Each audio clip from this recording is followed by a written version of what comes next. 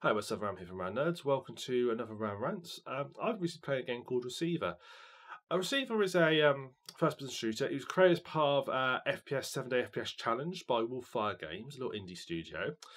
And it's just done a few years ago now. It's quite an old game, about 2012, 2013 it was released, so relatively oldish for a little indie game. And you put you in the role of what they call a Receiver. And the Receiver is somebody who avoided this event called Minekill. What's Minekill? Well, this sort of psychic entity from, I believe, in the backstory called they refer to it as the Threat, basically infiltrated our reality through our television and so forth. Obviously, watching too much television was bad for you. And they basically performed this thing called Minekill, which took out loads of people, and well, seemingly everybody. But some people are immune to this, and these people are called Receivers. And Receivers have to become awake in order to defeat the Threat. I think that's the general gist of it. To try and defeat you, they've done this thing called the Dreaming, which is releasing these mechanical creatures to try and stop you. It's always a load of pap, and it's all mumbo jumbery. It's told to you by these 11 tapes. So the goal of the level of the game is to retrieve these 11 tapes and listen to the receivings of the tape and become fully awake. I think that's the idea. I didn't really pay much attention, to be honest. Its unique selling point, though, what makes it different from other FPS is it properly simulates guns. So whereas most FPSs, your gun simulation comes down to the reload key and the fire key, even your more hardcore sims such as Rainbow Six and Armed Assault, you might have a change fire mode button, but realistically that's as far as it gets when it comes to simulating the guns.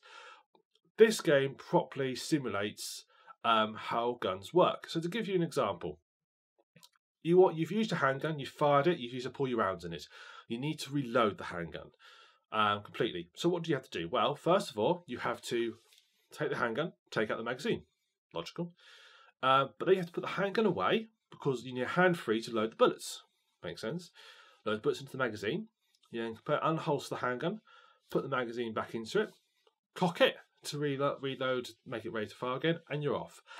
That takes 4 keys. So it takes 4 keys to reload your gun instead of 1. And it's a neat teach. It's something I've not seen in games before, and it's really quite fun, particularly once you get the hang of it. I did find that I knew what to do. I sort of guessed how to reload the gun. What I didn't know is which keys did what, because the instructions tied to keys weren't, I didn't find, particularly clear explaining what each key did. So I did find myself face on the keyboard trying to get it on, and there's actually a video which I will upload with this of my first impressions of Receiver. Which literally is just me playing the game for about half an hour, dying a few times.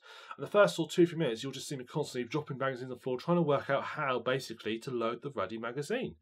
Get there in the end, but it takes a while.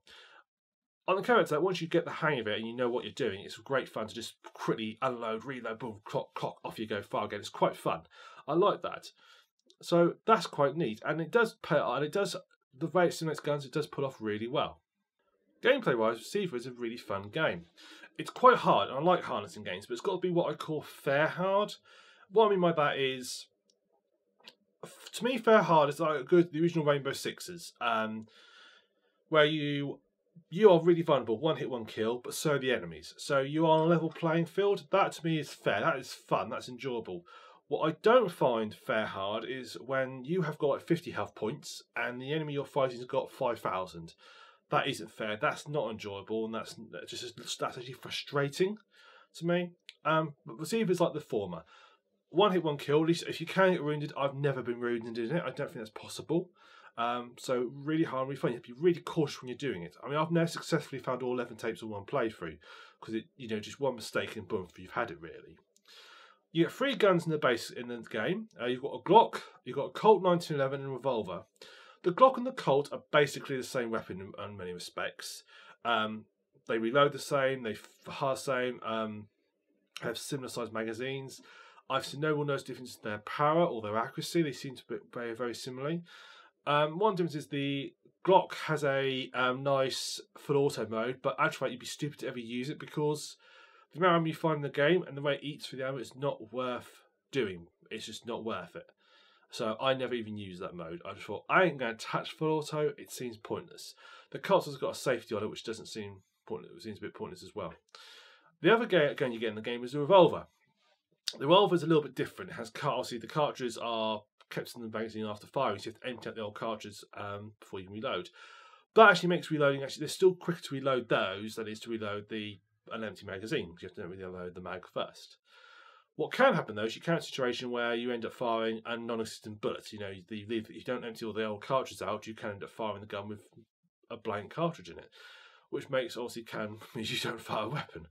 That's been so the revolver is easier and quicker to reload, but the downside is that it hasn't carried as much ammunition and it can misfire.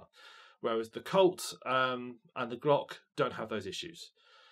So gun-wise, they all work all the same. They also have similar accuracy. I don't really have a preference over either or the others. Perhaps the revolver slightly more, because I feel it's quicker, but overall they're very similar. Two main types of enemies in your game. They're both kind of referred to as kill drones. You have a turret version and you have a hover version. The turret shoots you. The hover one has like a taser that comes and zaps you. What's interesting about them is they have hit locations. And I don't mean that you hit them and they do more damage. I mean they're actually split into discrete areas. So, for example, they both have a camera on them. If you hit the camera, they can't see anymore. They'll carry on doing their patrol. Well, the drones will hover about and patrol. The turret just all rotates around. They'll carry on doing it, but they will never see you. They have both weapons on them. If you hit the weapons, then they will not be able to attack you. They may come, they'll lock onto you, they won't be able to attack you. They have motors on them. If you hit the motors, the turret is stuck whichever rotation is. If you walk in front of it, it'll shoot you. The drone will fall out of the sky and it'll lay on the ground. It could still lock onto you. It will be basically it's harmless. Once the drone's out of the sky, it's effectively harmless. Unless you walk up to it and walk into its taser, you ain't going to get hurt by it. They also have battery packs. If you hit those, then they will basically be fully disabled and they're out of the game. Then no threat whatsoever. I like that. That's really neat. I like the fact that you when you shoot them, there's this tension of, okay, I've hit them, but have I disabled them? I think I've hit them and disabled them, but have I actually? And you sort of like peer out and try and decide. The camera's easy to see. Once the camera's disabled, it's really easy to realise, oh, actually, no, he can't hit me. And you do in these great situations, like I had one where I disabled the turret's camera and I could walk around, so I disabled the turret's weapon and I could walk around it no problem. It kept locking onto me, making the same noises but doing nothing. Or the drone where I disabled its motor so it couldn't fly about, but every time I walked past it locked on and tried to use a little taser. Obviously I was too far away for it to use. That's really neat. I really enjoyed that feature. It worked really, really well. That was great fun. So my final thoughts on Receiver. I did enjoy it. I found the simulation quite fun. I liked how hard it was. I like the fact that once you got the hang of reloading the weapons, you could do it really quickly. And it felt really nice to rapidly unload, put your new bullets in, quickly put it back in the magazine, cock it, and off you go again. I liked that. I did find that quite fun. But what I would say is, after about 30 minutes of play, I think you've seen all the game's got to give. The whole Mind Kill storyline, while I think potentially could be interesting, told for the medium of the tapes could work. The issue of tapes is that they are drop dead boring. You find a tape and you get talked to this guy who's got it's obviously tried to create sort of I think deliberately monotone voice, but it's so monotone, it's just boring. And when I pick one up, I just really want to sort of skip it and not listen to it. And it just doesn't engage me enough. I mean, I get bored with like 2 seconds of listening to it. It doesn't engage me enough to carry on listening to the tapes. But I can't really complain too much. It was created in 7 days, and that's always my excuse. I mean, I complain about the graphics quality. It was done in 7 days. I complain about the overall bugginess. I mean, I find it tends to be one I had a lot of issues with slowdown, despite the fact that there's no actual challenge my rig. It doesn't look like a game should challenge my rig, but I had issues with it slowing down. You can't properly remap the keys. It has a nasty habit of if you map something, you can't map anything to the mouse keys easily without hacking the registry, which is not a brilliant implementation, I have to say. And I noticed a lot of people on the forums seem to be having lots of issues with it. And this sort of brings us to my gripe with the game, really. My gripe in general is that it's on Steam, it's being charged for. Now, when you start charging for something, you're basically saying that it's something that's worth something. And also, I think if you charge something, there's a certain degree of expectation that after you sell it, you're going to support it. Even if it's only for 6 to 12 months, you're going to do some support with it. And the fact is that they basically did it, released it, seemingly without any change to it at all. If they had done any modifications, I can't see it. I don't see it from what I played.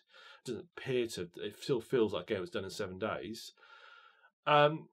But then they then have to charge for it. It feels just it leaves a bit of a sour taste in the mouth. I mean, I paid for we are only talking $3.99 here, so it's not the end of the world.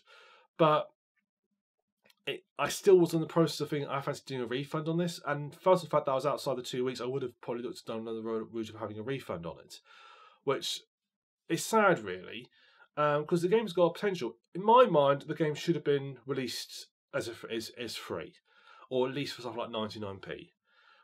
That would have been fine. I mean, I just have this objection to, we're just going to charge it and we're not going to do any sort of support to whatsoever. There's no fixes to the bugs. We know they're there. We ain't doing anything about it. And that just feels a bit, that's actually put me slightly off the development team, to be honest. If they put it out there if it was $3.99 for an early access one, and it's going to be, okay, we're going to do some few modifications to it, then once we're done, it's out there, it's finished, it's complete. It was never going to be a full-fledged game. It is going to be a $3.99 game, but we're going to make it work at least. Then I would have no objection to it. So without wanting to take away, the gameplay itself is quite fun, but I just don't like the fact that it's being charged for. So my sort of recommendation would be is, if it goes on sale, pick it up. I mean, $3.99. If you're happy to throw away $3.99, do it. I mean, I may sound a bit petty for playing $3.99, but I do feel I've got value for money, and I do feel that I haven't got my value for money out of the game after my half-hour gameplay. I don't feel it was worth it, if I'm honest. So, by all means, if you're happy to dispose of it, it's worth doing. If you've got that bit of money spare, it's worth doing. Go for it. And I think you'll have a nice, enjoyable experience. Otherwise, I'd say pick up on a sale. It's a fun, neat little game. I think I'll have a great time with it. I have done a first impressions video. I will upload that shortly after you've seen this video. That should come up on the site within a day or two. And basically, it's half hour of me playing the game, making a complete fool of myself, trying to work out how to reload anything. So give that a watch. So thank you very much for watching. I've been TheSuffolkRam. Thank you for watching. I've been from Rant Nerds. I'll see you on a future episode of Rant Rants. Thank you.